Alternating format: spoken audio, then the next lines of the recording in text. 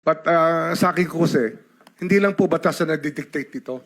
It's also what is morally right, what is expected of us. Yan po kasi, kahit hindi nilagay sa batas, mga given po yan sa ating lipunan. What do you mean by that, Mr. Secretary? Kasi wala nga sa batas yung ano. Wala yung, nga sa batas. Yung Then, anong requirements ilalagay mo sa batas? for admission to the witness protection. Ang restitution is not part of it. Yes, it is not. Oh, pero hindi ho nangangahulugan na hindi namin pwede i-layout yan depending on the case. Mr. Secretary, I am still in the stage where a particular applicant wishes to apply under that program. And there is a process. In the process, restitution is not one of the requisites. Is that correct?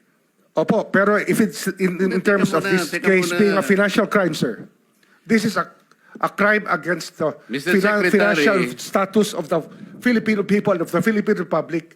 I think that it's just right. Mr. that we ask. Secretary, are you amending the provision of the No, law? sir. No, sir. But that is how we run the Witness Protection Program. As a lawyer, Mr. Secretary, may I ask you, in a criminal prosecution, the civil liability is impliedly instituted. Is that correct? Of course. Kaya nga eh. Hindi naman nangangahulugan kung sakasakali na natapos na yung criminal prosecution.